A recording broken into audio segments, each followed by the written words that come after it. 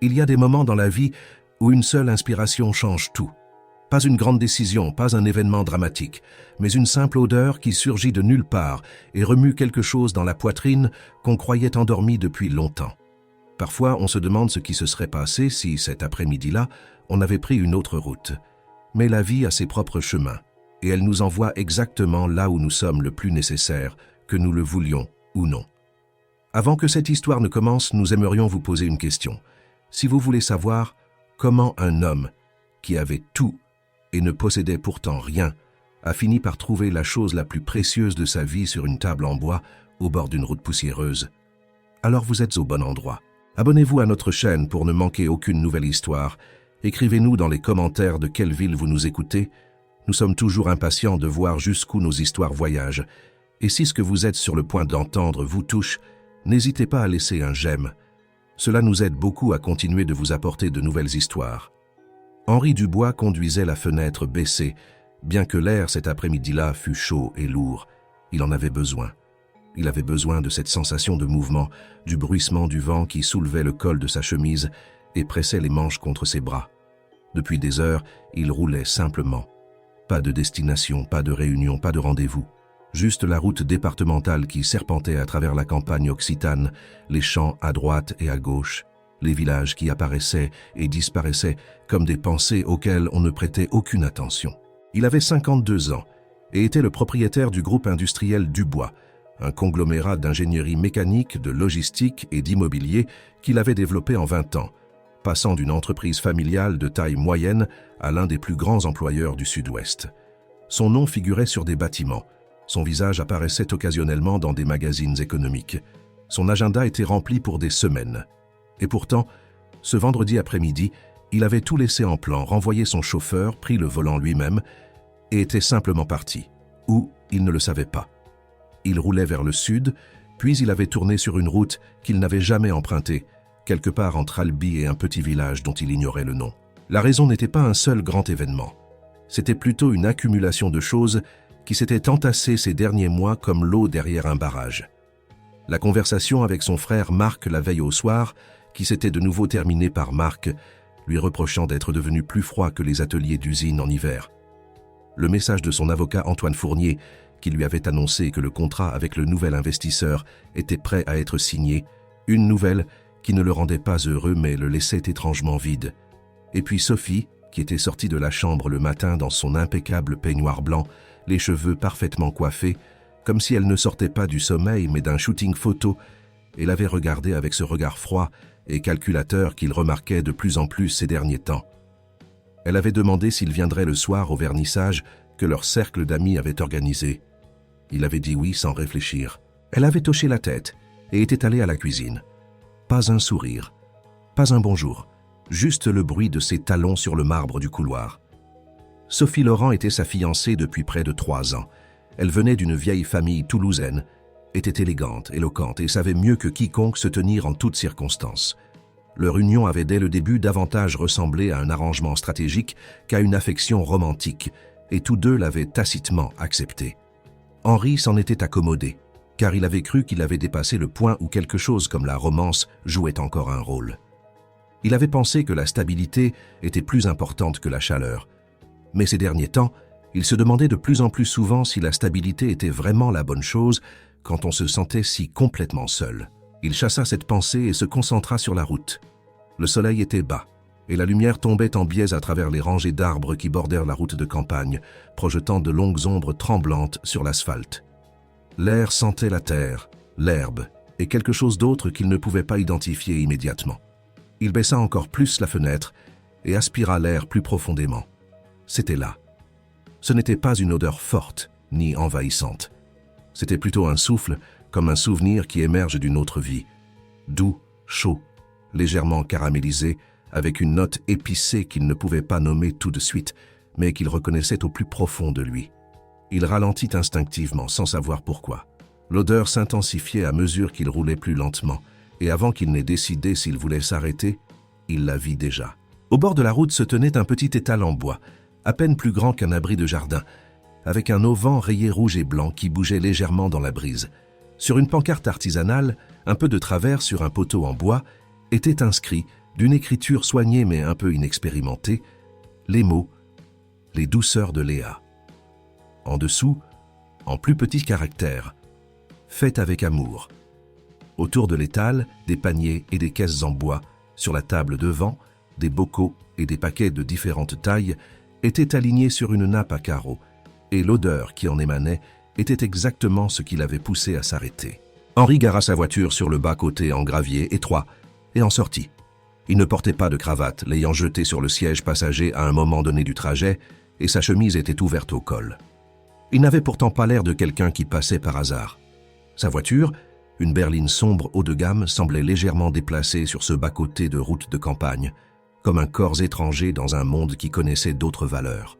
La jeune femme derrière l'étal le remarqua avant même qu'il n'ait ouvert le portillon.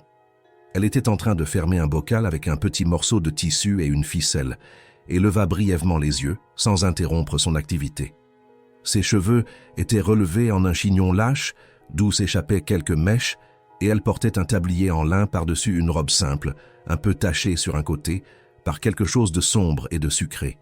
Elle était jeune, 25 ans peut-être, avec une sérénité sur le visage qui n'avait rien à voir avec l'indifférence. C'était plutôt la quiétude de quelqu'un qui sait exactement ce qu'il fait et pourquoi. « Bonjour », dit-elle, alors qu'il s'approchait. « Puis-je vous aider ?» Henri s'arrêta devant la table et examina les rangées de bocaux. Il y avait de la confiture de prunes, de la gelée d'églantine, des poires au sirop. Il y avait de petites caisses en bois avec des fruits secs et des noix, des sachets de mélange d'épices faits maison.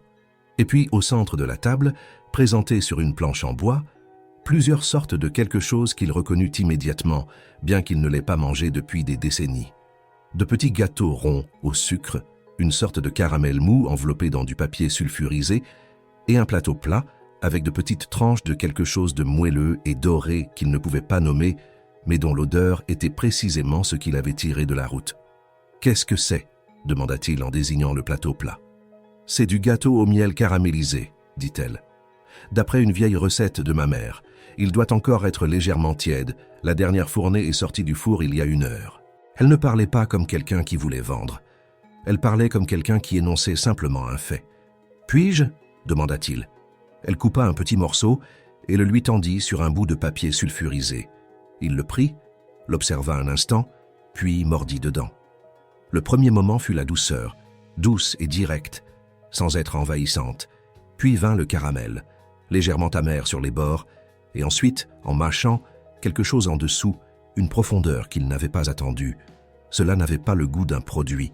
Cela avait le goût de quelque chose que quelqu'un avait fait avec du temps et de l'attention, avec une minutie que l'on pouvait savourer. Il ferma les yeux un instant. Quand il les rouvrit, la jeune femme le regardait. Pas curieuse, pas jugeante, juste attentive. « Votre père a fait ça ?» demanda-t-il. « La recette, je veux dire. » « Vous avez dit votre mère. » Elle sourit légèrement, un petit sourire silencieux. « Ma mère, oui. Je l'ai appris d'elle quand j'étais petite. Maintenant, je le fais moi-même, depuis quelques années déjà. Et ça, cet étal, c'est votre... »« Mon gagne-pain, » dit-elle, sans hésitation, sans excuse. « Je pâtisse, je cuisine et je confiture. Et je le vends ici, au bord de la route, du jeudi au samedi, l'après-midi. » Il l'observa un moment, puis il regarda la table, les bocaux et les paniers soigneusement arrangés, la tache sur son tablier, les mains qui reposaient calmement sur la table. « Je prendrai 2 de ces gâteaux, » dit-il, « et un bocal de cette gelée d'églantine là-bas. » Il désigna un petit bocal dans la 2e rangée. « Gelée d'églantine, » dit-elle. « Bien, un instant. » Elle se retourna pour emballer les articles, et Henri remarqua qu'il ne faisait aucune intention de partir. Il s'appuya contre le bord de la table, regarda les champs au-delà de la route, les longues ombres projetées par le soleil, et constata que, pour la première fois depuis longtemps, il ne pensait pas à son agenda. Elle posa le paquet devant lui sur la table. « 10,20 €, dit-elle. Il fouilla dans la poche de sa veste, en sortit un billet et le posa sur la table. « Gardez la monnaie, » dit-il. Elle repoussa le billet. « C'est trop. » Il la regarda. « Gardez-le. » Elle secoua la tête. « Non, je calcule ce que les choses valent, ni plus ni moins. » Elle compta la monnaie et la posa à côté du paquet. Il observa les pièces un instant, puis les prit sans commentaire. « Léa, dit-il, c'est écrit sur la pancarte. C'est vous ? C'est moi, dit-elle. Léa Martin. Henri Dubois, dit-il en tendant la main. Son nom ne sembla rien lui dire, ce qui, contrairement à d'habitude, ne le dérangea pas. Ils se serrèrent la main. La sienne était chaude, sèche et légèrement rugueuse, la main de quelqu'un qui travaillait beaucoup avec elle. Il prit le paquet et retourna à sa voiture. Ce n'est qu'en arrivant côté conducteur qu'il s'arrêta et se retourna. Léa Martin était de nouveau derrière son étal, un autre bocal à la main qu'elle fermait avec la même expression calme et concentrée qu'auparavant. Comme si sa visite n'avait pas laissé plus d'impression que celle d'un simple passant. Mais ce n'était pas ce qui l'occupait, tandis qu'il ouvrait la portière. C'était la sensation dans sa poitrine, ce poids étrange et inattendu qui s'était relâché quand il avait mangé le gâteau au miel caramélisé. Comme si l'odeur et le goût avaient ouvert quelque chose qu'il avait refermé il y a très longtemps, sans le savoir. Il reprit la route. Le paquet était posé sur le siège passager à côté de sa cravate et l'odeur de caramel et de miel flottait encore doucement dans l'habitacle. Il pensa qu'il oublierait cela, que c'était l'un de ces moments que l'on vit et que l'on laisse derrière soi comme une aire de repos sur l'autoroute. Utile un instant, puis disparut du rétroviseur. Il le pensa en conduisant. Il le pensa en s'asseyant le soir sur la terrasse de son appartement et en étalant la gelée d'églantine sur un morceau de pain qu'il mangea sans vraiment y prêter attention. Il le pensa en allant se coucher. Mais le matin, avant même de se lever, avant même que la première pensée d'agenda et de réunion ne puisse surgir, sa première pensée fut une image. Un étal en bois au bord d'une route, une pancarte de travers, un morceau de gâteau au miel caramélisé sur du papier sulfurisé, et les yeux calmes d'une jeune femme qui lui avait rendu la monnaie, parce que les choses avaient leur prix, ni plus ni moins. Il resta allongé un moment, laissant l'image exister sans chercher à la chasser. Puis il se leva, s'habilla et ouvrit son agenda pour planifier la journée. Mais quelque part, tout au fond de son esprit, l'image persistait comme un bruit léger qu'on a entendu et qu'on ne peut plus vraiment oublier. Le jeudi suivant, alors que Léa Martin, peu après 15 heures, s'apprêtait à sortir la deuxième fournée de gâteaux au miel caramélisé du petit four de la cuisine de sa maison pour les apporter à l'étal, elle entendit le bruit d'une voiture sur le bas-côté en gravier. Elle n'y pensa rien de particulier. Les jeudis, quelques clients réguliers venaient toujours, des agriculteurs des environs, parfois des gens qui passaient en allant à Albi et avaient besoin d'une courte pause. Elle arrangea les gâteaux sur la planche en bois, ajusta son tablier et sortit par la petite entrée latérale de la maison qui menait directement à l'étal. La voiture sombre était de nouveau garée sur le bas-côté. Elle la reconnut immédiatement. Pas l'homme qui en sortait, pas encore, mais la voiture, oui, et puis elle le reconnut aussi. La chemise ouverte, cette fois sans veste, les yeux calmes, un peu absents, la manière dont il fermait la portière, comme s'il n'était pas sûr de vouloir vraiment être là, et pourtant il le faisait. Elle posa la planche en bois sur la table et attendit. « Bonjour, dit-il en s'approchant. « Bonjour, dit-elle. Encore du gâteau au miel caramélisé ?» Il s'arrêta et regarda la table. S'il en reste, oui. Il en restait. Elle coupa un morceau et le lui tendit avant qu'il ne puisse demander s'il pouvait goûter. Il le prit, le mangea en silence, et elle l'observa du coin de l'œil pendant qu'elle rangeait les autres bocaux. Ce qu'il cherchait exactement, elle ne le savait pas très bien. Il n'avait pas l'air de quelqu'un qui passait par hasard. Il avait l'air de quelqu'un qui avait pris une décision et n'était pas encore tout à fait en paix avec les conséquences de cette décision. Elle connaissait cette expression. Elle l'avait vue elle-même dans le miroir les premières années après la perte de ses parents, cette hésitation à savoir si l'on avait vraiment le droit d'être dans un endroit qui semblait juste. « La gelée vous a plu la dernière fois ?» demanda-t-elle. Il la regarda comme s'il était surpris qu'elle s'en souvienne. « Oui, dit-il, je l'ai mangée le soir, sur du pain, puis sur un deuxième morceau de pain, et puis j'ai mis le bocal dans la cuisine et je suis allé me coucher. Et le matin, j'étais de nouveau dans la cuisine et j'ai mangé le tiers restant. » Elle rit. C'était un rire court, discret, mais sincère. « J'entends ça souvent, dit-elle. Les gens en achètent un, et puis ils m'appellent et demandent s'ils peuvent en commander plus. Mais je ne livre pas. Il faut venir ici. »« Pourquoi ?» demanda-t-il. « Parce que ça a meilleur goût comme ça, dit-elle. Quand on vient chercher quelque chose, on l'apprécie davantage. Du moins, c'est ce que je crois. » Il l'observa un instant, puis il dit « Cela ressemble à une philosophie. » C'est une expérience, dit-elle. La philosophie vient plus tard, quand on est plus âgé. Il sourit, et ce fut le premier sourire qu'elle vit de lui. Cela changea son visage d'une manière qu'elle n'avait pas attendue. Il semblait soudain moins être quelqu'un qui réfléchissait trop, et plus quelqu'un qui l'avait été, avant que la réflexion ne prenne le dessus. Il acheta de nouveau du gâteau au miel caramélisé, cette fois 3 morceaux emballés, et un autre bocal de confiture de prunes. Et puis, au lieu de partir, il s'appuya sur le côté de la table et regarda les champs au-delà de la route. « Vous avez toujours vécu ici ?» demanda-t-il. « Depuis mes 4 ans, dit-elle. Mes parents ont acheté la maison à l'époque. Ils aimaient le calme ici, la proximité de la ville, mais quand même le sentiment d'être à la campagne. Et vos parents ? Elle n'hésita pas. Ils ne sont plus là tous les deux, dit-elle. Mon père, quand j'avais 16 ans, ma mère, 3 ans plus tard. J'ai gardé la maison et j'ai appris tout le reste dont j'avais besoin. C'était un lourd fardeau pour quelqu'un d'aussi jeune, dit-il. Elle secoua la tête. C'était une tâche. Les fardeaux, on les porte. Les tâches, on les accomplit. C'est une différence. Il la regarda comme s'il n'avait jamais entendu cela, puis il hocha lentement la tête. Oui, dit-il, c'est une différence. Ils restèrent là un moment, sans parler. Le bruit d'un camion qui passait en sifflant traversa le silence, puis le calme revint. Quelque part dans les arbres derrière la maison, un oiseau chantait. L'air était chaud et presque immobile. « Que faites-vous » demanda-t-elle finalement. « Professionnellement, je veux dire. Vous n'avez pas l'air de quelqu'un qui habite dans le coin. » Il réfléchit un instant à ce qu'il allait dire. « Ingénierie mécanique, dit-il ensuite. Logistique, diverses choses. Une entreprise ? Quelques-unes, dit-il. Elle hocha la tête. Et pourquoi roulez-vous sur des routes de campagne un jeudi après-midi ? Il ne répondit pas tout de suite.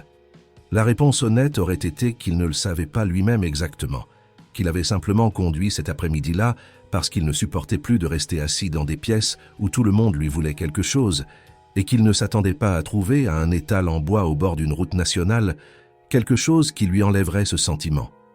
Mais il ne dit pas cela. Il dit « Parfois, on a besoin d'un autre point de vue. » Léa Martin le regarda comme si elle avait entendu ce qu'il n'avait pas dit. Puis elle hocha brièvement la tête et prit un torchon pour essuyer la table. Un geste routinier et désinvolte qui signalait que la conversation continuait sans y accorder une grande importance. « Votre famille passe parfois ?» demanda-t-il. Il avait implicitement déjà su qu'elle n'avait plus de famille, mais il demanda quand même, car il n'était pas sûr. « J'ai une vieille voisine, dit-elle. Madame Simone Duval, elle vient tous les samedis. Elle achète toujours la même chose, un bocal de confiture d'églantine et un morceau de gâteau au miel caramélisé. Depuis 3 ans, semaine après semaine. Elle dit que c'est la seule chose qui, depuis le décès de son mari, a encore le même goût qu'avant. Il y avait quelque chose dans sa voix quand elle dit cela. Pas de sentimentalité, pas d'émotion feinte, juste une reconnaissance silencieuse pour quelqu'un qui connaissait la perte et continuait malgré tout.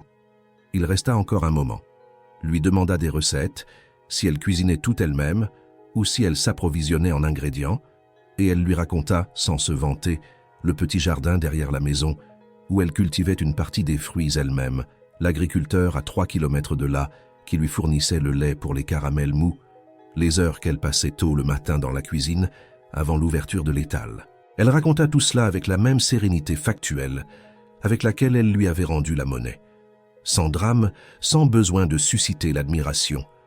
C'était simplement sa vie, et elle la vivait, et c'était tout. Quand il partit finalement, il n'eut pas l'impression qu'elle le regretterait. Mais il n'eut pas non plus l'impression d'être indifférent. C'était plutôt comme s'il était entré dans quelque chose qui avait son propre rythme, et que ce rythme l'avait entraîné pendant 1 heure sans rien lui demander. Il revint le samedi suivant, et puis de nouveau le jeudi, et puis le samedi d'après. Il se disait à chaque fois que c'était la dernière fois, qu'il reprendrait son rythme normal la semaine suivante, les rendez-vous, les réunions, les dîners avec des partenaires commerciaux. Mais il remarqua qu'il bloquait les trajets vers la route de campagne dans son agenda avec une discipline qu'il ne consacrait d'habitude qu'aux engagements les plus importants. Il apprit comment elle travaillait, qu'elle arrivait toujours 1 heure avant l'ouverture pour faire les dernières préparations, qu'elle tendait une vieille bâche sur l'étal quand il pleuvait et ouvrait quand même, qu'elle connaissait les clients réguliers par leur nom et se souvenait de leurs préférences sans les noter. Il apprit qu'elle buvait du thé, jamais de café, et que parfois, quand il n'y avait pas de clients, elle sortait un petit livre de la poche de son tablier et lisait. « Que lisez-vous en ce moment ?» demanda-t-il un jour. Elle leva brièvement le livre, sans montrer la couverture. Un roman sur une femme qui a passé toute sa vie dans un petit village et qui, à la fin, découvre que l'extraordinaire a toujours été tout près. « Ça a l'air un peu mélancolique, » dit-il. « Ce n'est pas le cas, » dit-elle. « Ça n'en a l'air que de l'extérieur. » Il repensa souvent à cette phrase plus tard. Il avait cru toute sa vie que l'important était toujours ailleurs, toujours dans le prochain projet, la prochaine conclusion, la prochaine étape de l'expansion. Il ne lui était jamais venu à l'esprit que l'extraordinaire pouvait être tout près, au bord d'une route de campagne, dans un simple bocal de gelée d'églantine, dans un rire court et silencieux après une première phrase dans une conversation. Mais il ne laissa pas cette pensée grandir. Il ne la cultiva pas. Il la laissa simplement là comme on laisse parfois une image sur un mur, sans savoir pourquoi on ne la décroche pas. Un de ces après-midi, il l'aida sans réfléchir à porter une caisse de bocaux vide du petit entrepôt à côté de la maison. Elle ne l'avait pas demandé. Il avait simplement vu qu'elle était lourde et avait mis la main à la pâte. « Merci », dit-elle, sans en faire tout un plat. « Comment on ferme ça ?» demanda-t-il en levant un bocal vide avec le morceau de tissu et la ficelle. Elle lui montra. Il essaya. Le résultat était de travers et peu convaincant. Léa Martin le regarda et dit « Avec un peu de pratique, ça ira mieux. » Il observa son œuvre. « Quand avez-vous appris ça ?»« À 12 ans, dit-elle. Ma mère disait toujours que celui qui sait faire quelque chose de ses mains s'en sort toujours. » Il posa le bocal sur la table. « Ma mère ne disait pas ça, dit-il. Mon père disait que celui qui peut se le permettre laisse les autres travailler de leurs mains. » Ce n'était pas de la sagesse, dit-elle sans le regarder. Non, dit-il doucement. Ce n'en était pas. Le soleil était sur le point de disparaître derrière les collines et la lumière sur les champs devenait dorée et longue. Léa commença à ranger lentement l'étal et il l'aida, sans demander, portant des paniers et des caisses, tenant les portes ouvertes et plaçant les choses là où elles devaient être. Car après ces semaines passées ici, il savait à peu près où c'était. Quand tout fut rentré, ils se tinrent un instant côte à côte devant la porte d'entrée. Et le silence entre eux était le genre de silence qui n'est pas désagréable, mais qui naît quand on a passé un certain temps avec quelqu'un et qu'on n'a plus besoin de mots. Il dit « Au revoir ». Elle hocha la tête. Il se dirigea vers sa voiture et cette fois il ne s'arrêta pas pour se retourner. Mais il aurait aimé le faire. Sur le chemin du retour vers Albi, il était assis dans l'obscurité et pensa que quelque chose qui n'avait pas de nom était en train, très lentement, d'en acquérir un. Et il ne savait pas s'il devait le permettre. Mais il réalisa aussi qu'il n'avait plus l'énergie de l'arrêter. Le mois s'écoula selon un rythme qu'Henri Dubois n'aurait jamais imaginé. Les mardis et mercredis étaient ces longues journées, réunions à l'entreprise, appels téléphoniques avec Antoine Fournier concernant les contrats en cours, dîners avec des partenaires commerciaux qu'il supportait poliment et efficacement.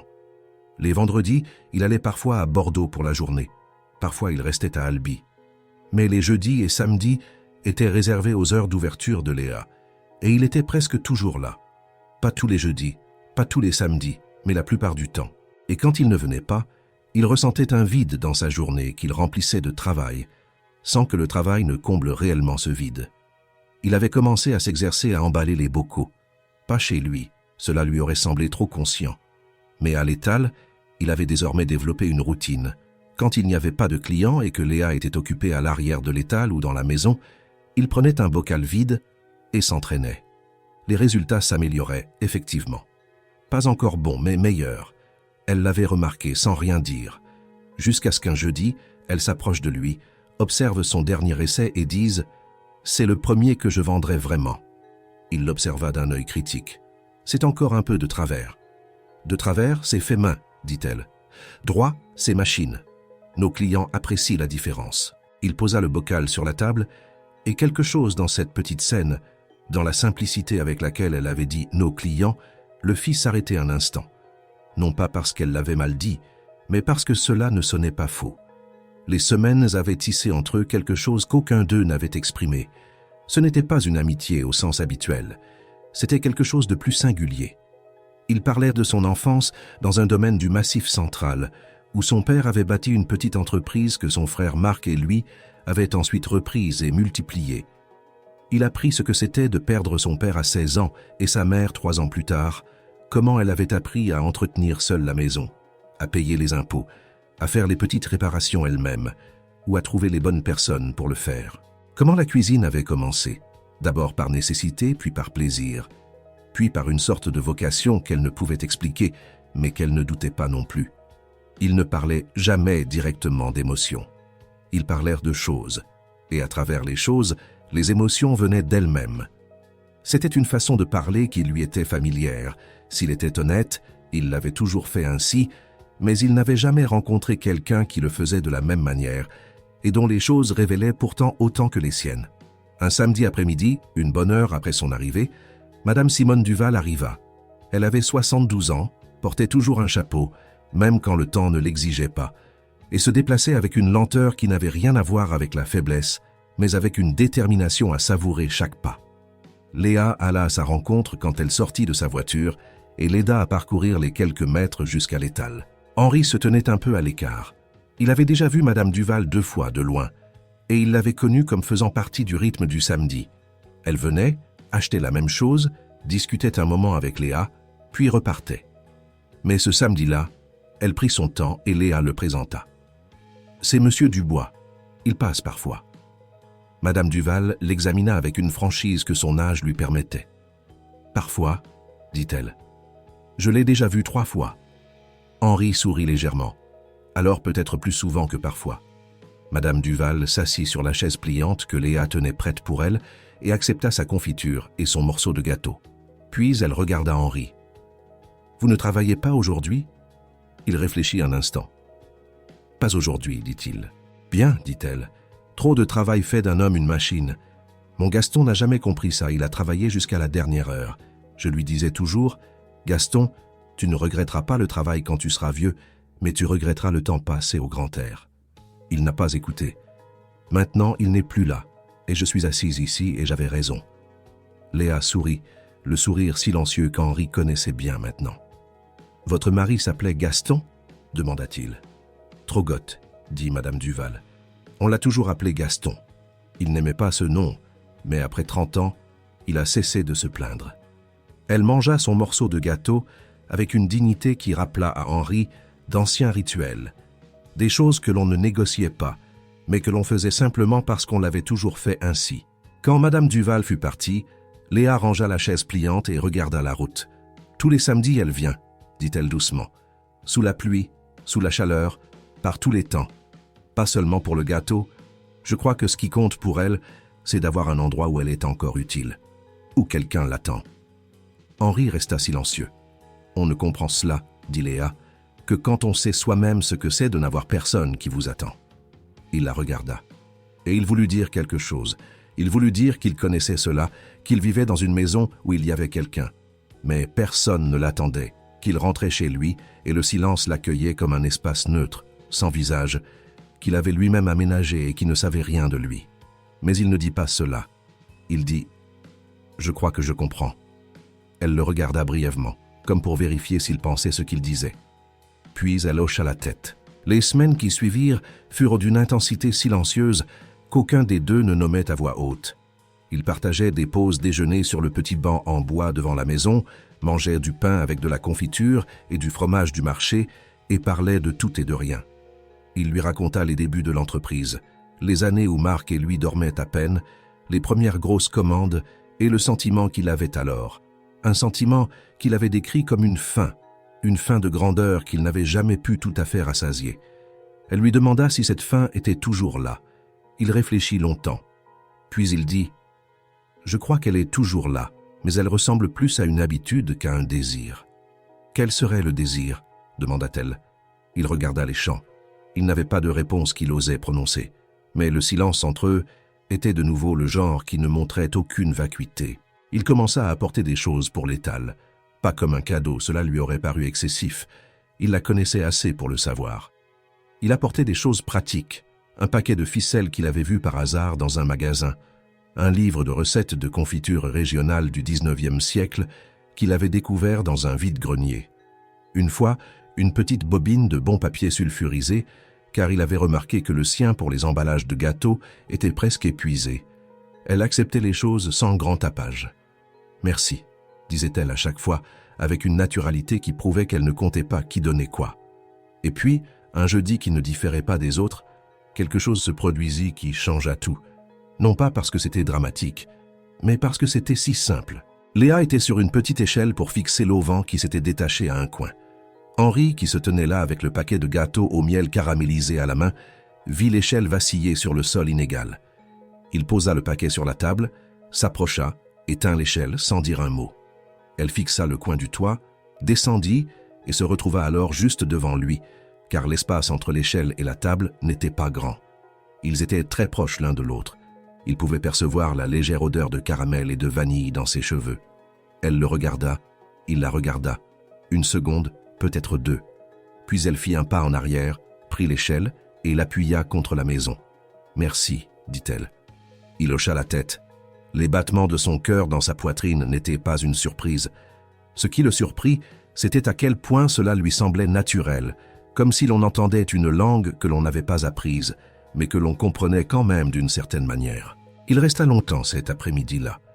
Ils parlèrent du livre qu'il avait apporté pour savoir si certaines des vieilles recettes étaient encore praticables ou s'il fallait les moderniser.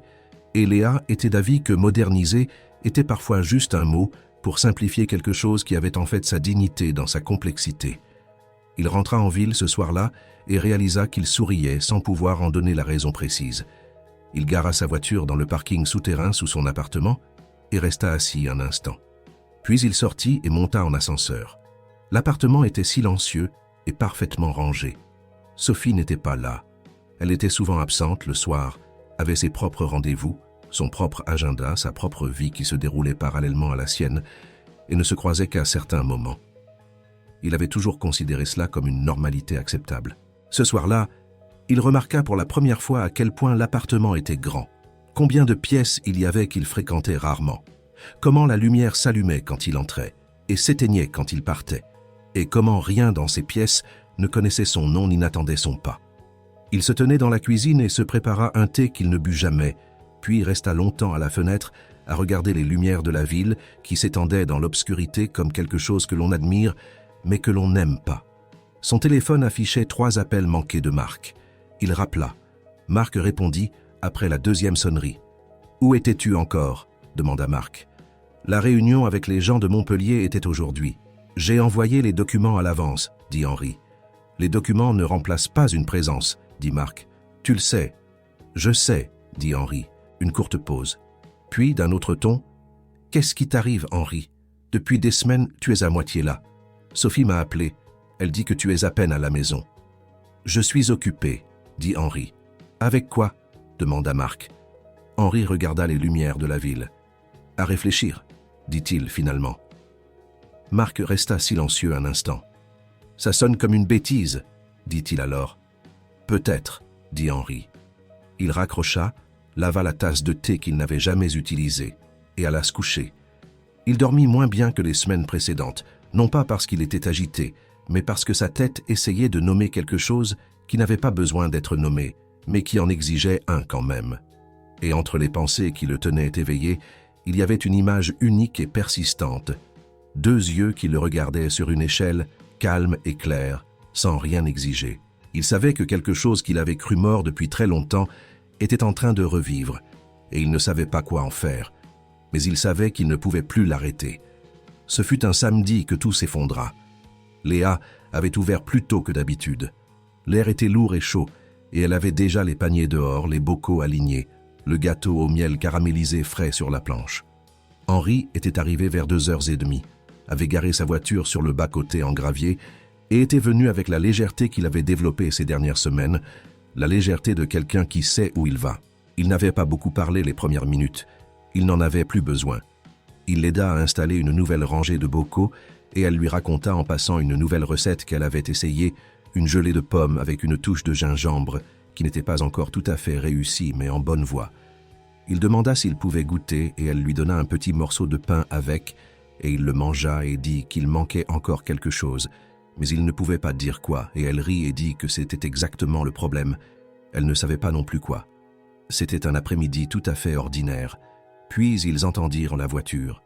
Elle venait du côté d'où presque personne ne venait d'habitude, lentement, comme si le conducteur cherchait quelque chose. Une voiture argentée, chère, avec une immatriculation de Toulouse. Elle s'arrêta en biais derrière la voiture d'Henri. La portière du conducteur s'ouvrit.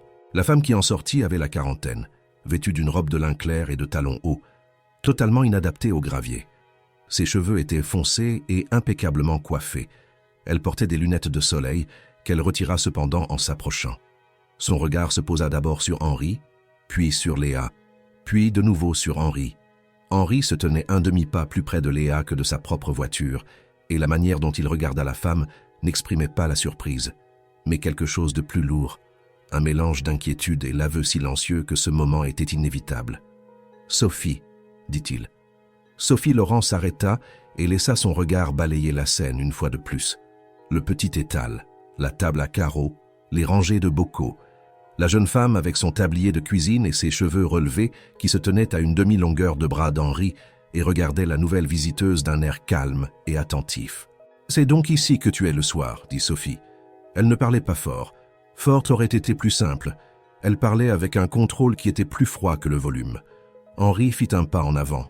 « J'aurais dû t'en parler, » dit-il. « C'est une formulation intéressante, » dit Sophie. « Il aurait dû m'en parler. Pas. Ce n'est rien. Pas. Tu te trompes. » Léa se tenait derrière son étal et observait la scène. Elle était devenue pâle, non par honte, mais par la lente compréhension de quelque chose qu'elle aurait pu voir plus tôt et qu'elle n'avait pas vu, parce qu'elle n'avait pas cherché de signe. Il n'avait jamais parlé de sa vie privée, sauf à travers les choses qu'il montrait. Il n'avait jamais pris un appel près d'elle. Il n'avait jamais parlé d'une femme, pas même de manière désinvolte. Et elle n'avait pas demandé, car elle avait cru que s'il y avait quelque chose à dire, il le dirait. Elle regarda Henri.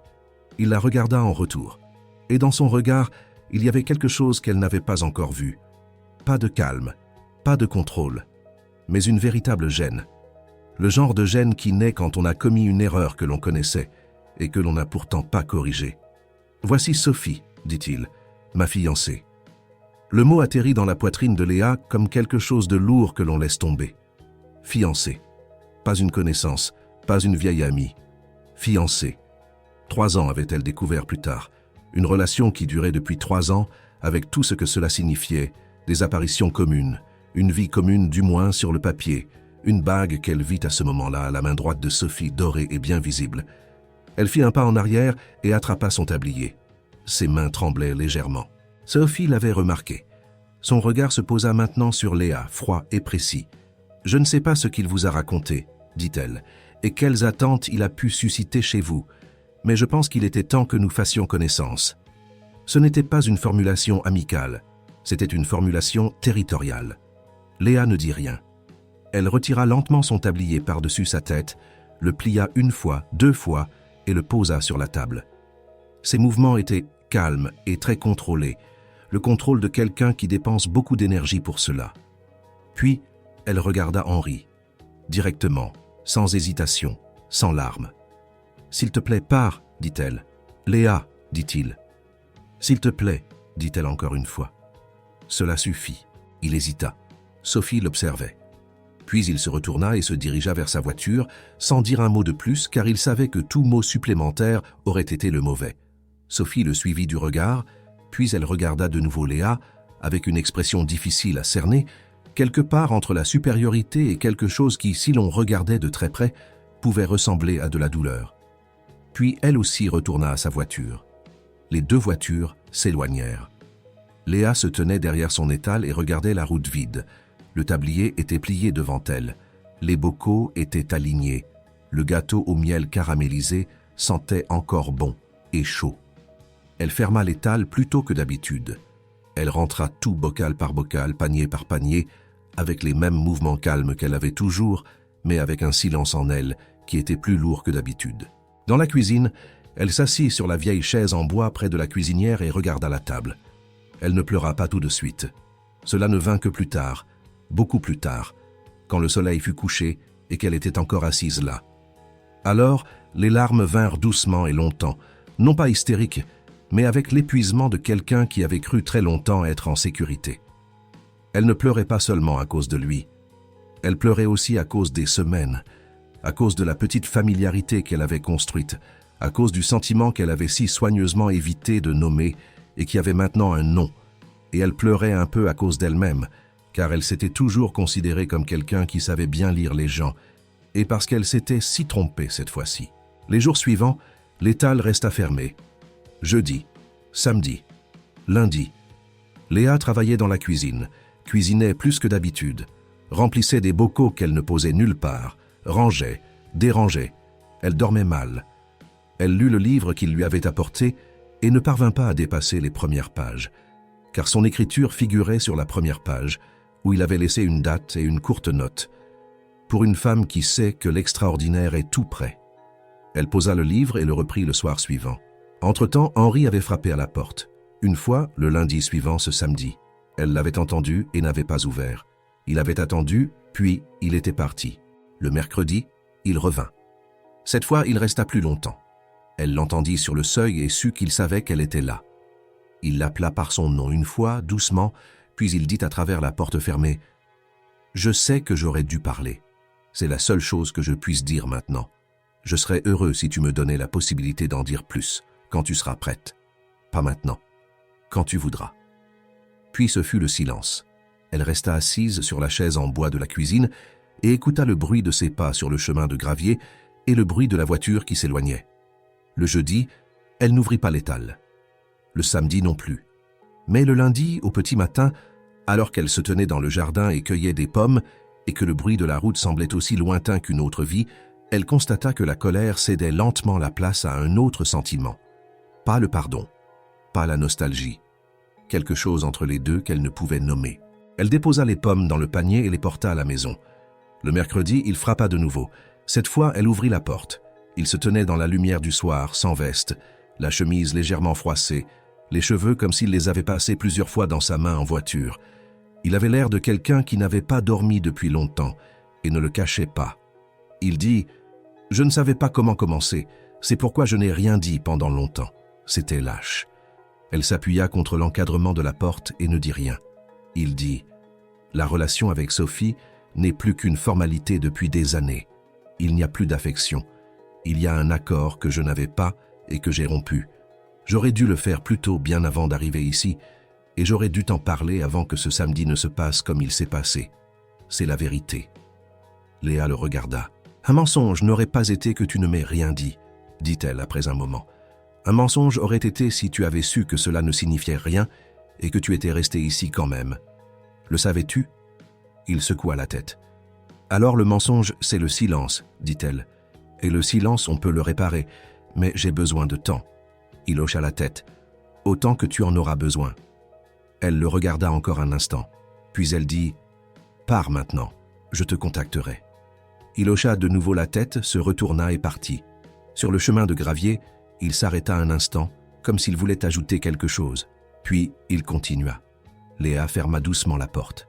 Elle resta dans le couloir et posa sa main à plat sur le bois de la porte, comme si elle pouvait encore sentir ce qui avait été de l'autre côté. Puis elle expira et retourna à la cuisine, où les pommes étaient posées sur la table et attendaient. Sophie Laurent n'était pas du genre à accepter les défaites en silence. Henri l'avait appris en 3 ans, bien qu'il n'ait jamais eu de situation qui aurait représenté une défaite pour elle. Sophie se mouvait dans le monde d'une manière où les défaites n'étaient pas prévues. Elle planifiait à l'avance, elle cultivait les bons contacts, elle savait à quel moment parler et à quel moment se taire, et elle avait un sens extraordinaire du moment où l'information était plus utile comme outil que la confrontation. Dans la semaine qui suivit ce samedi sur la route de campagne, elle utilisa cette capacité. Au début, ce ne fut qu'une conversation au petit déjeuner avec son amie Isabelle Leclerc, une femme des cercles mondains toulousains qui tenait un petit blog influent sur la société et l'économie régionale. Sophie avait mentionné de manière désinvolte que son fiancé disparaissait ces derniers temps sur une route de campagne près d'Albi pour rendre visite à une jeune vendeuse, très jeune, très simple, manifestement à la recherche d'une ascension sociale. Elle ne l'avait pas formulée comme une accusation, plutôt comme un étonnement amusé. Isabelle avait hoché la tête et avait manifestement gardé la conversation pour elle, du moins en apparence. Puis, la même semaine, Sophie avait mentionné à une connaissance d'un cercle de dames d'Albi À quel point il était étrange que les hommes d'âge mûr deviennent soudainement romantiques, et à quel point il était facile d'impressionner quelqu'un sans beaucoup d'expérience de la vie avec un peu d'attention. Elle n'avait pas nommé de nom. Mais Albi était assez petite, et les cercles sociaux se connaissaient. Il ne fallut pas longtemps pour que les premières rumeurs circulent. L'histoire était juteuse. Un riche entrepreneur âgé et une jeune femme qui vendait de la confiture au bord de la route. L'interprétation que Sophie avait semée grandit d'elle-même dans les conversations. La jeune femme était une opportuniste. Elle avait délibérément approché l'homme. Elle avait utilisé la simplicité de sa situation de vie comme appât, la sympathie de la pauvre orpheline qui se bat. Telles étaient les interprétations, et aucune d'elles n'était destinée à épargner Léa Martin. Les premiers signes arrivèrent un jeudi. Léa avait rouvert l'étal après presque 2 semaines, plus par devoir que par plaisir, car elle savait que le fermer n'était pas une solution. Les premiers clients réguliers vinrent comme toujours, aimables, familiers. Mais ensuite, vers l'après-midi, une voiture s'arrêta d'où sortirent 2 hommes qui n'achetèrent pas de confiture. Ils regardèrent autour d'eux, prirent des photos avec leur téléphone, chuchotèrent entre eux et repartirent. Léa observa cela avec un calme qu'elle dut conquérir. Le samedi suivant, ce fut pire. Une autre voiture, cette fois avec une jeune femme à l'intérieur, qui avait manifestement trouvé l'adresse sur Internet, une brève mention sur un site local, avait évoqué l'étal, sans détail, mais avec une formulation qui piquait la curiosité. Et puis, vers la fin de l'après-midi, le pire, une femme d'une 30aine d'années, que Léa ne connaissait pas, qui sortit de sa voiture et s'approcha de l'étal, souriante et amicale, mais avec un enregistreur à la main. « Mon nom est Céline Moreau, dit-elle. J'écris pour un magazine régional. J'aimerais faire un petit article sur votre étal, sur les produits, les coulisses, et peut-être aussi sur le célèbre entrepreneur que l'on voit plus souvent ici ces derniers temps. » Léa se tenait de l'autre côté de la table et regarda la femme. « Je n'ai aucun intérêt à un article, dit-elle. » Céline Moreau continua de sourire. Ce serait une histoire très sympathique. La jeune artisane et l'homme d'affaires à succès. Léa dit « Je vous demande de partir. » Céline Moreau sortit sa carte de sa poche et la posa sur la table. « Au cas où vous changeriez d'avis. Vous savez que l'histoire paraîtra de toute façon. C'est mieux si vous en faites partie. » Elle retourna à sa voiture et s'éloigna. Léa prit la carte et la jeta dans la petite poubelle derrière l'étal. Mais la femme n'avait pas menti. L'histoire parut 4 jours plus tard dans un magazine en ligne pour la région, illustré d'une photo de l'étal que quelqu'un avait dû prendre depuis une voiture. L'article était formulé avec soin, non offensant, mais d'une malhonnêteté subtile qui était plus fine qu'un mensonge direct. Il décrivait un entrepreneur aisé d'Albi qui, depuis des semaines, s'arrêtait quotidiennement à un petit étal de bord de route et une jeune vendeuse qui, de toute évidence, offrait plus que de la confiture. La formulation était choisie avec une demi-phrase qui suggérait sans affirmer, mais le ton était tel que celui qui lisait comprenait la bonne chose, c'est-à-dire la mauvaise. Les jours suivants, des gens vinrent à l'étal qui ne venaient pas pour la confiture. Certains étaient curieux et inoffensifs, certains prenaient des photos, certains disaient des choses que Léa aurait pu ignorer, mais qu'elle n'oublierait pas. Une femme âgée, qui n'était jamais venue auparavant, dit à sa compagne assez fort pour être entendue « C'est comme ça qu'on fait de nos jours, un peu de fait maison, un peu de charme, et hop, on a trouvé un homme riche. » Léa se tenait derrière son étal et ne dit rien. Le soir, quand l'étal était fermé et que la maison était silencieuse, elle s'assit de nouveau sur la chaise en bois de la cuisine et envisagea pour la première fois sérieusement d'abandonner tout, non par pusillanimité, par épuisement. Cet endroit, cet étal, cette partie de la route était la seule chose qui restait de ses parents et qu'elle avait vraiment préservée. Les recettes, la manière de cuisiner, le rituel silencieux de faire et de donner. Et maintenant, cet endroit avait été envahi par quelque chose qu'elle n'avait jamais invité et elle ne savait pas comment s'en débarrasser. Elle ne dormit pas bien ces nuits-là. Henri avait appris l'existence de l'article avant qu'elle ne lui dise quoi que ce soit. Antoine Fournier l'avait appelé, non pas à cause de l'article lui-même, mais parce que le magazine avait commencé à chercher d'autres détails, et Antoine avait demandé si Henri voulait faire une déclaration. Henri avait dit non. Il avait ensuite lu l'article lui-même et était resté longtemps à la fenêtre. Il savait que Sophie y était pour quelque chose, non pas à cause des formulations, qu'il ne pouvait pas lui attribuer directement, mais à cause de l'orientation. L'histoire n'était pas née par hasard. Quelqu'un avait planté l'idée, et la seule personne qui y avait intérêt était Sophie. Il l'appela. « Je sais que tu es derrière tout ça, dit-il. »« Je ne sais pas de quoi tu parles, dit-elle. Sa voix était parfaitement calme. « Cet article lui fait du mal, dit-il, à une personne qui n'a rien fait. » Alors elle aurait dû être plus prudente quant à l'attention qu'elle attire, dit Sophie. La conversation se termina mal. Henri raccrocha et resta longtemps debout, le téléphone à la main, et réalisa que le reste d'un sentiment qu'il avait encore pour Sophie, une sorte de respect fané, avait à ce moment-là complètement cessé d'exister. Il appela Antoine et lui dit qu'il voulait discuter plus en détail de la possibilité de mettre fin officiellement aux fiançailles. Antoine lui demanda s'il était sûr. Il dit oui. Antoine dit que cela prendrait un certain temps et entraînerait certaines complications. Henri dit qu'il le savait. Léa ne savait rien de tout cela au début. Elle savait seulement que son étal avait été visité pour la 2e fois en une semaine par un couple curieux de la ville, qui semblait s'intéresser plus à elle qu'à ses produits, et qu'elle commençait à sentir que cet endroit, qu'elle avait créé avec tant d'efforts, risquait de lui échapper. Le samedi de cette semaine fut une journée difficile. Madame Duval vint, comme toujours, à l'heure, avec son chapeau et sa patience. Elle acheta sa gelée et son morceau de gâteau. Puis, au lieu de bavarder brièvement et de partir, comme elle le faisait d'habitude, elle demanda si elle pouvait s'asseoir sur la chaise pliante. « Bien sûr, » dit Léa. Madame Duval s'assit et regarda Léa, qui se tenait derrière la table et rangeait les bocaux, bien qu'ils fussent déjà rangés. « J'ai entendu ce qu'on raconte, » dit Madame Duval. « Les ragots, je veux dire. » Léa cessa de ranger les bocaux. « Que raconte-t-on » demanda-t-elle, bien qu'elle le sût. Madame Duval fit un geste de la main. « Rien qui soit vrai, mais cela n'arrête pas souvent les gens. » Léa resta silencieuse. Madame Duval mangea son morceau de gâteau par petites bouchées réfléchies. Puis elle dit, sans regarder directement Léa, « J'ai épousé mon Gaston quand j'avais 22 ans. Sa famille n'était pas d'accord. Trop pauvre, disait-il. Vient du mauvais endroit, le détournera de son chemin. J'ai entendu ça et j'ai décidé que ce n'était pas mon problème. Mon problème était de savoir si je l'aimais. C'était le cas. Tout le reste n'était que du bruit. » Léa la regarda. « Je ne dis pas cela parce que je sais ce que tu ressens pour cet homme, » dit Madame Duval. « Je dis cela parce que j'ai vu ce que tu deviens quand il est là, et j'étais assez jeune pour le reconnaître encore. » Léa ne dit rien, mais quelque chose en elle, quelque chose qui était devenu très ferme et très serré ces dernières semaines, se relâcha un peu. Pas beaucoup, mais assez.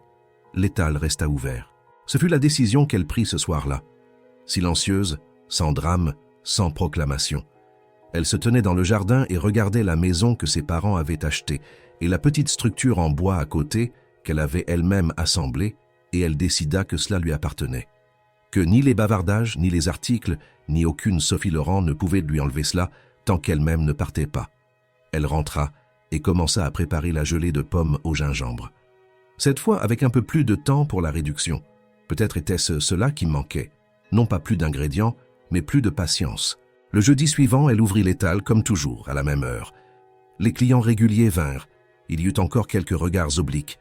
Mais elle se tenait derrière sa table, pliait les morceaux de papier sulfurisé, tendait des bocaux, rendait la monnaie.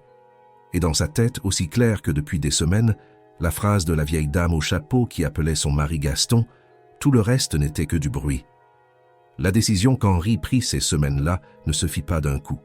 Elle se construisit, couche après couche, comme le caramel dans une casserole. D'abord imperceptiblement, puis irrésistiblement. Il avait rencontré Antoine Fournier à plusieurs reprises, dans le petit bureau du centre-ville, qui sentait le café et le vieux papier. Les conversations avaient été longues. La fin des fiançailles n'était pas une procédure juridiquement compliquée, mais elle avait des conséquences sociales et personnelles qu'Antoine avait soigneusement énumérées. Des contacts d'affaires communs que Sophie connaissait, un bien immobilier commun qui devait être réévalué, la réputation dans certains cercles. Henri avait écouté, posé des questions, signé des documents qu'Antoine préparait, et dans toutes ces conversations, il avait eu l'impression de ne pas mettre fin à une relation, mais de clore une comptabilité. C'était le plus triste, non pas la douleur, mais son absence. Avec Marc, ce fut différent. Marc n'était pas venu pour des raisons juridiques, mais un soir, sans prévenir, avec une bouteille de bon vin qu'il avait posée sur la table, comme s'il était sûr d'être invité. Henri l'avait laissé entrer. Marc avait 50 ans, paraissait plus jeune, avait les mêmes yeux sombres qu'Henri et une façon de dire les choses directement qui était parfois brutale et parfois juste. Il servit 2 verres, en donna un à Henri et le regarda. « Tu vends la moitié du groupe, dit-il. Antoine me l'a expliqué ce matin. Henri but une gorgée. Un tiers. Pas la moitié. Marc se pencha en arrière. Pourquoi? Henri réfléchit à la manière de l'expliquer et réalisa qu'il n'y avait pas besoin d'explications compliquées. Parce que je cours depuis 20 ans, dit-il, et je n'ai jamais demandé après quoi, ni vers où. Parce que j'ai fait grandir une entreprise et que je suis devenu plus petit en le faisant. Parce que je réalise que la plupart de ce que je possède, je n'en ai pas vraiment besoin. Marc resta silencieux un moment, puis il dit « Ça sonne comme un sermon. » « Ce n'est pas un sermon, dit Henri. C'est un état des lieux. » Marc but, puis il posa son verre et le regarda. « Ça a un rapport avec la femme? La vendeuse ?» Henri le regarda en retour. « Oui et non, dit-il. Elle m'a montré quelque chose, mais la décision ne vient pas d'elle. Elle vient de moi. C'est la différence. » Marc renifla légèrement, mais cela ne sonnait pas dédaigneux. Cela ressemblait plutôt à quelqu'un qui comprend, mais n'est pas encore prêt à l'exprimer. Il but le reste de son vin et se leva. Puis il dit, et sa voix était un peu plus douce qu'auparavant, « Papa dirait que tu es fou. »« Probablement, » dit Henri. « Je ne le dis pas, » dit Marc. « Je dis juste, fais le bien. Quoi que tu fasses, fais le bien. » Il prit la bouteille de vin, encore à moitié pleine, la laissa sur la table et partit. Henri resta longtemps après dans la pièce vide et pensa que c'était peut-être la première conversation vraiment honnête avec son frère depuis des années. Il disparut d'Albi pendant 3 semaines. Il ne l'avait pas annoncé à Léa, car il ne savait pas s'il avait le droit de lui annoncer quoi que ce soit. Il se rendit dans le Massif central, où il séjourna dans une petite auberge qu'il connaissait de son enfance, et où il fit de longues promenades, lut des livres qu'il avait sur sa table de chevet depuis des années sans les toucher, et essaya de trier les choses qui s'étaient accumulées dans sa tête. Il réfléchit beaucoup. À son père, qui avait cru que la force était la seule chose qui comptait, et qui avait confondu toute sa vie la faiblesse avec le besoin. À lui-même, qui avait appris cela et ne le remettait en question que maintenant, à 52 ans. À Léa qui ne l'avait pas cherché, mais dont l'absence dans son quotidien ressemblait à l'absence de quelque chose de fondamental, comme si l'on était dans un endroit où les fenêtres sont clouées et qu'on ne le remarque que quand on ne peut plus respirer. Il ne lui écrivit pas de lettre. Il n'appela pas. Il lui avait dit qu'elle le contacterait quand elle serait prête, et il l'avait pris au sérieux. Mais il pensait à elle. Il pensa à la conversation sur le livre, où elle avait dit que l'extraordinaire n'était pas loin. Il pensa au rire à propos du bocal de travers. Il pensa à l'échelle et aux quelques secondes où ils avaient été très proches, et à la façon dont elle avait ensuite simplement continué, comme si rien ne s'était passé, bien que tous deux savaient que quelque chose s'était passé. Après 3 semaines, il revint. Il ne se rendit pas à son appartement d'Albi. Il se dirigea directement vers la route de campagne. C'était un jeudi, peu après 14 heures. L'auvent était déployé. Les bocaux étaient alignés. Et Léa se tenait derrière la table et tendait justement un paquet à un vieil agriculteur quand elle le vit arriver. Elle cessa de parler. L'agriculteur prit son paquet et prit congé sans s'en rendre compte. Puis ils furent seuls. Henri s'arrêta devant la table. Il portait une simple chemise sombre, pas de veste, un pantalon qui n'avait pas l'air de bureau.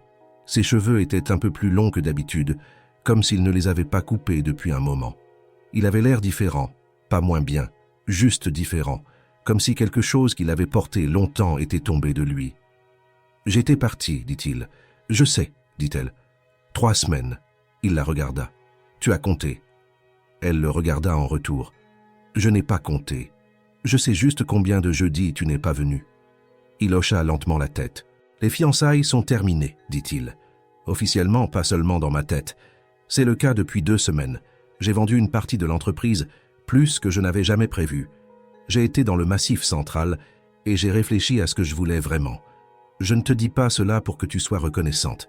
Je te le dis pour que tu saches que le silence que j'avais envers toi est terminé. » Léa resta silencieuse un moment, puis elle dit « Pourquoi as-tu vendu une partie de l'entreprise ?» Il réfléchit un instant. « Parce que j'ai réalisé que je la possédais sans vraiment l'aimer. Et ce que l'on possède sans l'aimer finit par nous paralyser. » Léa regarda les rangées de ses bocaux. Puis elle dit « La gelée de pommes au gingembre est prête, celle pour laquelle nous ne trouvions pas ce qui manquait. » Il regarda le plateau. « Et qu'est-ce que c'était ?» Elle haussa brièvement les épaules. « La patience. Je l'ai laissée mijoter plus longtemps, à feu plus doux. Elle s'est trouvée d'elle-même. » Il la regarda. et il comprit qu'elle ne parlait pas seulement de la gelée. « Puis-je goûter » demanda-t-il. Elle coupa un morceau de pain, l'enduisit et le lui tendit. Il le mangea lentement. La gelée était chaude et complexe, la douceur de la pomme et la légère brûlure du gingembre, et en dessous, quelque chose qu'il ne pouvait nommer, mais qui était juste, comme lorsque le dernier mot arrive dans une phrase et que l'on comprend ce que la première phrase signifiait réellement. « C'est parfait, » dit-il. « Oui, » dit-elle. L'heure suivante, ils la passèrent à l'étal, avec une petite distance entre eux qui était toujours là, mais qui avait une qualité différente d'avant. Elle lui raconta les semaines, les visiteurs non invités, l'article, la décision de garder l'étal ouvert malgré tout. Il écouta sans l'interrompre, et quand elle eut fini, il dit qu'il était désolé que la réaction de Sophie ait fait partie de son erreur. « Je n'ai aucune responsabilité pour ce qu'elle a fait, dit-il, mais je porte la responsabilité d'avoir laissé mon silence lui donner l'espace pour le faire. » Léa hocha la tête. « C'est la chose la plus honnête que tu aies jamais dite, » dit-elle. Il resta jusqu'à la fin. Quand elle commença à ranger, il l'aida, et cette fois, ils ne se demandèrent pas si c'était acceptable. C'était simplement ainsi. Quand la dernière caisse fut à l'intérieur de la maison et qu'ils se tinrent devant la porte d'entrée, Léa dit « Je ne suis pas encore prête pour tout. Je te le dis pour que tu le saches, mais je suis prête pour ça. » Il dit « Ça, c'est suffisant. » Elle ouvrit la porte et entra. Avant de la refermer, elle dit « Jeudi, j'ouvre à 3 heures, si tu veux passer. » Il hocha la tête. Puis il se retourna et se dirigea vers sa voiture. Il sourit, et c'était un sourire qui n'était pas forcé, pas un sourire produit pour une caméra ou une réunion. Il venait de l'intérieur, d'un endroit qu'il n'avait pas visité depuis très longtemps. La route s'étendait devant lui, et il roula dans la lumière du soir, plus léger qu'il ne l'avait été depuis des années. Ce qui suivit ne fut pas la fin d'une histoire, mais le début de quelque chose de plus lent et plus honnête que tout ce qu'Henri Dubois avait connu dans sa vie jusqu'alors. Il venait les jeudis et les samedis, comme avant. Mais c'était différent maintenant, non pas parce que les apparences avaient changé, l'étal était le même, la table, les bocaux, l'auvent. C'était différent parce que l'indicible avait disparu, ce tournoiement autour de quelque chose qu'aucun des deux n'avait osé toucher. Maintenant, ce qui était entre eux était simplement là, calme et clair, comme un objet que l'on a ramassé et que l'on nomme enfin par son vrai nom. Il commença à apprendre plus sérieusement. Pas le scellement des bocaux, qu'il maîtrisait désormais tant bien que mal. Il commença à apprendre à cuisiner. Les matins où l'étal n'était pas encore ouvert, il se tenait parfois dans la cuisine de Léa et la regardait travailler, et elle expliquait sans donner de leçons, avec la naturalité de quelqu'un pour qui montrer une activité était la même chose que raconter une histoire. Il apprit comment tester une confiture, si elle avait la bonne consistance, en déposant une goutte sur une assiette froide et en attendant. Il apprit pourquoi le rapport fruits-sucre n'était pas seulement une question de goût, mais aussi de conservation. Il apprit que la mise en conserve était un exercice de patience, où l'on ne pouvait pas raccourcir sans que cela ne se ressente plus tard. « Tu apprends plus vite que je ne le pensais », dit-elle un jour. Il remuait dans une casserole avec un sérieux qui l'amusait. « J'ai eu de bons professeurs, dit-il. » Elle le regarda de côté. « Tu n'en as eu qu'un seul jusqu'à présent. » Il rit. Puis il dit sans cesser de remuer « Ça suffit. » Elle se détourna de nouveau et s'occupa de la casserole suivante. Mais il vit qu'elle souriait.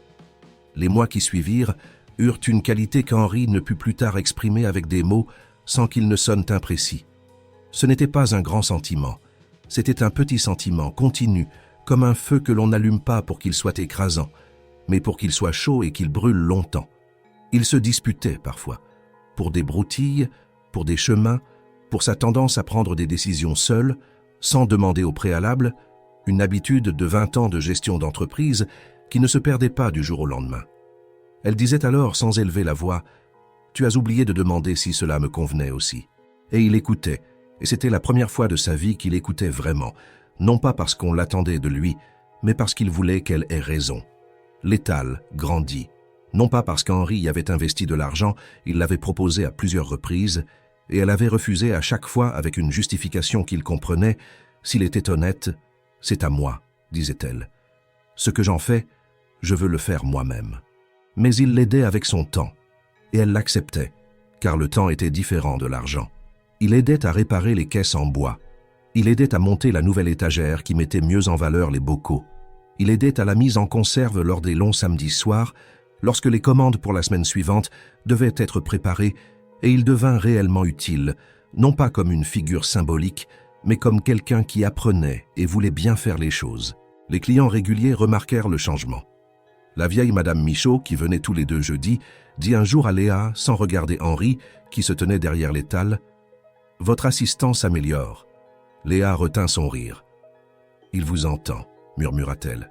« Tant mieux, » dit Madame Michaud à voix haute. Henri s'inclina légèrement.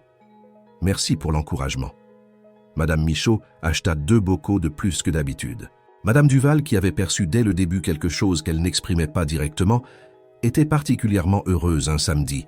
Elle était assise sur sa chaise pliante, mangeait son morceau de gâteau, et quand Henri lui rendit la monnaie, ce qu'il faisait parfois quand Léa était occupée ailleurs, elle le regarda longuement. Puis elle dit « Mon Gaston, à la fin de ses jours, ne pouvait plus acheter de confiture lui-même, les genoux trop faibles. Mais il savait toujours ce qu'il voulait, et il ne l'a jamais confondu avec ce qu'il avait. C'est la différence entre un homme heureux et un homme riche. » Henri lui donna la monnaie. Il dit « C'est plus sage que la plupart des choses que j'ai entendues dans les séminaires de gestion. »« Je te crois, » dit Madame Duval. Puis vint le moment qui n'était pas mis en scène. Ces moments ne sont jamais mis en scène, et c'est peut-être leur caractéristique essentielle. Ils arrivent quand on ne les cherche pas. C'était un long samedi, qui s'était transformé en un violent orage en fin de soirée. Ils avaient rapidement rangé l'étal sous la pluie, riant et trempés, puis s'étaient réfugiés dans la cuisine, où Léa lui avait trouvé des vêtements secs, et il était assis à table en attendant tandis que l'eau gouttait de ses cheveux. Ils cuisinèrent ensemble ce qu'ils purent retrouver, rien de spécial, une soupe avec ce qu'il y avait, et mangèrent à la table de la cuisine, tandis que la pluie tambourinait contre les vitres. Après le repas, ils restèrent longtemps assis, avec des bols vides devant eux, et parlèrent, comme ils parlaient souvent désormais, de rien d'important et de tout à la fois. Henri regarda la cuisine, qu'il connaissait bien maintenant, la vieille cuisinière, la rangée de bocaux de provisions sur l'étagère, le livre que Léa avait toujours quelque part, le petit calendrier mural où étaient affichées les heures d'ouverture de l'étal. Il dit sans réfléchir, « C'est la plus belle pièce où je me sois jamais assis. » Léa le regarda. « C'est une petite cuisine. »« Je sais, » dit-il. Elle le regarda un moment. Puis, elle dit, doucement et directement, « Je crois que je t'aime. » Il ne répondit pas tout de suite, non pas parce qu'il hésitait, mais parce qu'il voulait entendre la phrase une fois avant de la remplir d'une réponse. Il voulait simplement la laisser exister une seconde, dans cette cuisine, sous cette pluie, à ce moment très précis. Puis il dit « Ça, dit-il très calmement, je ne l'ai pas entendu une seule fois en 50 ans de recherche et je n'y ai pas cru. » Elle continua de le regarder. « Je t'aime aussi, dit-il, depuis plus longtemps que je ne le savais. » Elle tendit la main par-dessus la table et il posa la sienne dessus. Pas un grand geste, pas de drame, juste 2 personnes dans une cuisine sous la pluie, avec une soupe déjà froide, et quelque chose entre eux qui avait enfin son nom. Dehors, la pluie diminuait progressivement. Ce qui vint ensuite fut lent et bon. Pas de mariage, pas de plan qui dépassait que le nécessaire. Il passait plus de temps chez elle que dans son appartement en ville, et un jour, il réalisa qu'il était plus chez lui sur cette route de campagne que partout ailleurs. Il en parla à Léa sans pression, et elle écouta, et finalement elle demanda s'il voulait rester, non pas comme une grande proposition, mais comme une question pratique, comme elle demandait s'il voulait du thé ou du café. Il resta. Il rénova une pièce de la maison qui était restée vide longtemps, installa une étagère, apporta ses livres. C'était une petite pièce, mais il avait appris que la taille n'était pas une mesure utile pour ce dont on avait besoin. Un jour, un article parut sur l'étal. Cette fois, il n'était pas de Céline Moreau. Il était d'une jeune femme d'un magazine culturel de Bordeaux qui avait été alertée par une amie sur l'étal et était simplement venue. Elle avait parlé 1 heure avec Léa et acheté 3 bocaux. Puis elle avait demandé si Léa était prête à donner une courte interview. Léa avait demandé sur quoi. La femme avait dit « sur ce qu'il faut pour être heureux dans un endroit ». Léa avait dit oui. L'article parut 4 semaines plus tard et était honnête et simple, sans drame et sans sous-entendu. Il décrivait l'étal, les produits, la philosophie du fait main. Il mentionnait Henri avec une phrase « Une collaboration qui a commencé quand un passant s'est arrêté pour de la confiture et a retrouvé son chemin. » Pas de commérage, pas d'histoire qui disait entre les lignes ce qu'elle ne voulait pas dire. La réaction fut grande. non pas au sens de bruit, mais de soutien. Des lettres arrivèrent, écrites sincèrement, de personnes qui connaissaient quelque chose de similaire, ce sentiment d'avoir été au mauvais endroit et d'avoir finalement trouvé son chemin. Un homme âgé de Marseille écrivit qu'il avait lu l'article et pensait à sa femme décédée et regrettait le temps où ils faisèrent des conserves ensemble. Une jeune femme de Paris écrivit que l'histoire lui avait montré que le petit pouvait être le bon. Léa lut les lettres à la table de la cuisine et les rangea ensuite dans une boîte qu'elle gardait sur l'étagère. Henri la regarda faire. « Qu'est-ce que tu en fais » demanda-t-il. « Je les garde, dit-elle, pour les mauvais jours. » Il pensa aux lettres qu'il avait écrites et reçues pour affaires dans sa vie, aux contrats et aux accords, aux pages remplies de formulations juridiques. Il pensa qu'il n'avait pas gardé une seule lettre pendant toutes ces années, parce qu'aucune n'en valait la peine. Un soir, alors que le soleil disparaissait derrière les collines et que la lumière sur les champs devenait lentement orange, ils étaient assis sur le petit banc devant la maison. L'étal était fermé, la cuisine rangée, et quelque part dans les arbres derrière la maison, un oiseau chantait, qui avait cessé tard, comme parfois. Henri tenait la main de Léa, comme elle l'avait fait ce soir-là dans la cuisine, calmement et naturellement. Il dit « Je me suis demandé ce que mon père aurait dit s'il avait su où j'étais maintenant. » « Qu'aurait-il dit ?» demanda Léa. « Que j'ai tout fait de travers. Et je crois qu'il aurait eu tort, dit Henri, pour la première fois sur bien des choses. » Léa posa sa tête sur son épaule. Elle ne dit rien car rien n'avait besoin d'être dit. L'air sentait la terre qui avait emmagasiné la chaleur du jour et les herbes du jardin et la légère fumée lointaine de quelque part. C'était une soirée tout à fait ordinaire, et c'était la plus belle qu'Henri pouvait imaginer. Il existe une forme de bonheur que l'on ne reconnaît qu'après avoir vécu suffisamment longtemps pour savoir comment elle diffère de tout le reste. Elle n'est pas bruyante, elle n'a pas de forme particulière. De l'extérieur, elle ressemble souvent exactement à la vie ordinaire, les mêmes matins, le même travail, les mêmes petites contrariétés et les mêmes petites joies. Mais de l'intérieur, elle est fondamentalement différente, car on ne s'y sent pas perdu mais trouvé. Et cette différence, aussi simple qu'elle puisse paraître, est la chose la plus difficile qu'un être humain puisse atteindre dans sa vie. Henri Dubois avait mis 20 ans à comprendre cela. Plus précisément, il avait mis 20 ans à arriver au point où il pouvait commencer à le comprendre. La véritable leçon avait commencé sur une route de campagne, un après-midi où il ne savait pas où il allait, et une odeur l'avait arrêté comme une main posée sur son épaule. La première année après son arrivée chez Léa fut la première année où il se réveilla le matin sans penser immédiatement aux chiffres. C'était si inhabituel qu'il en fut presque inquiet les premières semaines. Il avait appelé Antoine Fournier et lui avait demandé si les choses se passaient bien sans son intervention quotidienne. Antoine avait brièvement gardé le silence, puis avait dit « Henri, elles se sont toujours passées bien. Tu n'as juste pas arrêté de regarder. » Marc lui avait rendu visite quelques mois après la décision, cette fois avec un préavis et l'une de ses filles, qui avait 10 ans, et demandait de manière inhabituellement directe où l'on était et pourquoi. Elle avait examiné l'étal comme une petite inspectrice, plongé un doigt dans la gelée d'églantine sans demander, puis avait dit « c'est bon ». Puis elle avait regardé Léa et demandé « Pourquoi faites-vous ça ici et pas dans un vrai magasin ?» Léa l'avait regardé sérieusement et avait dit « Parce qu'un vrai magasin a des murs. Ici, on a le ciel au-dessus. » La fille de Marc y avait réfléchi, puis elle avait hoché la tête, comme si c'était une réponse satisfaisante. Marc s'était tenu à côté d'Henri au moment du départ et avait brièvement regardé la maison, l'étal, Léa, qui montrait à sa fille comment vérifier si un bocal était bien fermé. Puis il avait dit, sans paraître dramatique, « Je crois que papa n'avait pas toujours raison. » Henri l'avait regardé. « C'est la chose la plus bienveillante que tu aies jamais dite. » Marc avait grommelé et s'était dirigé vers la voiture. La deuxième année, quelque chose commença à changer, ce qui les surprit tous deux, bien que cela découle de tout ce qui était là, lentement et logiquement. L'étal s'était développé, non pas parce que quelqu'un l'avait planifié. Léa avait commencé à proposer de petits ateliers de cuisine, une fois par mois, pour des groupes de 4 à 6 personnes qui voulaient apprendre à faire des conserves, à préparer des confitures, à rendre les vieilles recettes accessibles à la cuisine moderne. Les cours se remplissaient rapidement.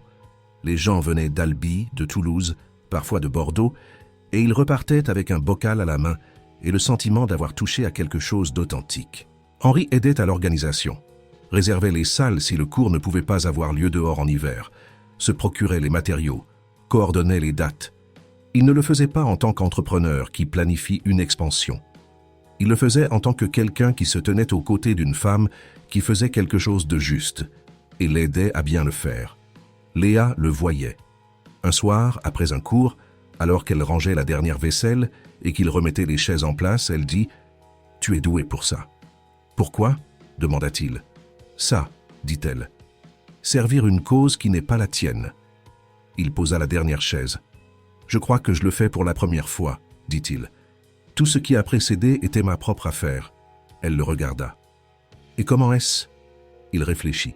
« Plus satisfaisant, dit-il finalement. Ce qui me surprend. » Elle sourit. Madame Duval continuait de venir tous les samedis. Elle avait maintenant 73 ans et se déplaçait plus lentement, mais elle venait. Parfois, elle amenait une petite fille qui avait une vingtaine d'années et regardait Léa avec une admiration évidente qu'elle ne cherchait pas à cacher. Madame Duval enregistrait cela avec la sérénité de quelqu'un qui sait que les jeunes doivent toujours découvrir la même chose et qui s'en réjouit à chaque fois. Un jour, elle dit à Léa, un samedi d'automne, alors qu'Henri était dans la maison et montait des étagères, car une nouvelle étagère de cour avait été commandée, il s'est amélioré. « Amélioré en quoi ?» demanda Léa. « En présence, » dit Madame Duval. « Avant, il avait le visage de quelqu'un qui est ailleurs, maintenant il est ici. » Léa hocha la tête. « C'est le plus difficile, » dit Madame Duval. « Être simplement là sans vouloir être ailleurs. Mon Gaston savait faire ça, dès le début. J'ai mis longtemps avant de pouvoir le faire aussi. Mais alors, une fois qu'on le peut, on est très calme. » Elle mangea son morceau de gâteau. Un an après l'article de Bordeaux, une demande vint d'une petite maison d'édition d'Albi qui projetait un livre sur la cuisine artisanale régionale et demanda à Léa si elle voulait y contribuer avec une sélection de ses recettes. Léa hésita, non pas parce qu'elle ne voulait pas, mais parce qu'elle n'était pas sûre que les recettes dans un livre seraient la même chose que sur la table à carreaux au bord de la route. Elle en parla à Henri le soir. Il écouta. Puis il dit « Qu'est-ce qui fait que les recettes sont ce qu'elles sont ?»« Qu'elles sont un vrai travail, » dit-elle, « qu'il faut les faire soi-même pour comprendre pourquoi elles ont ce goût. Un livre ne change pas cela, dit-il. Le livre n'est qu'une invitation. Le travail, chacun doit le faire soi-même. » Elle réfléchit un moment. Puis elle dit « Ça sonne comme quelque chose que j'aurais pu dire. » Il sourit. « J'apprends de bons professeurs. » Elle dit oui pour le livre. La parution du livre, un an plus tard, fut un petit événement qui parut plus grand que prévu. Ce n'était pas une publication luxueuse, pas une grande campagne de marketing. Mais il fut acheté car c'était ce que Léa avait toujours fait. Honnête, soigné, sans raccourci. À l'intérieur de la couverture, une courte phrase qu'elle avait elle-même écrite « Tout ce qui est ici a été fait à la main. S'il vous plaît, faites-en de même. » Henri avait tenu le livre dans sa main quand il était arrivé imprimé et l'avait regardé longtemps. Puis il l'avait posé sur l'étagère, à côté de la boîte aux lettres. Un après-midi, vers la fin de la 2e année, ils étaient assis sur le banc devant la maison. Le ciel était clair.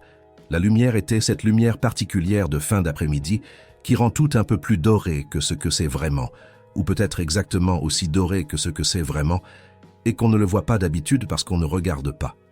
L'étal était fermé. La cuisine était rangée. Quelque part, non loin, on entendait la route, le bruit doux et familier de la circulation, qu'ils ne percevaient plus tous deux comme du bruit, mais comme une partie du silence. Henri tenait la main de Léa.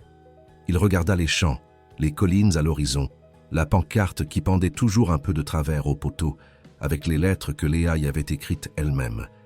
Les douceurs de Léa, fait avec amour. Il avait reconstruit la première rencontre si souvent, non par sentimentalité, mais par un véritable émerveillement.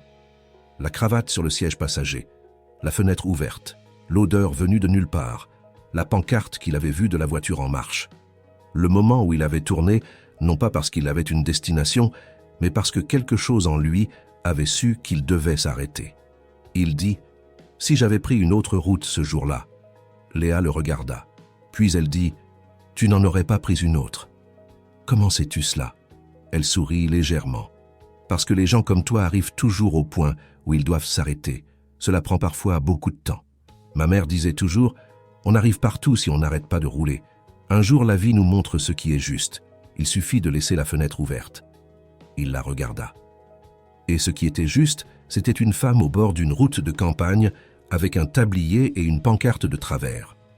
Ce qui était juste, dit-elle, c'était la personne qui arrête de fuir. Il pensa à son père qui lui avait dit que celui qui s'arrête perd.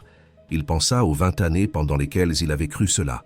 Il pensa à l'après-midi où il avait freiné pour la première fois sur un bas-côté en gravier sans savoir pourquoi. Il serra sa main. L'air sentait la terre et le jardin et la légère douceur lointaine qui venait de la cuisine, une nouvelle fournée de gâteaux au miel caramélisé qui était en phase de refroidissement depuis le matin. Ce n'était pas une odeur dramatique, c'était une odeur du quotidien. Mais elle était, depuis qu'il avait été pour la première fois à cet endroit, devenue l'odeur de la maison.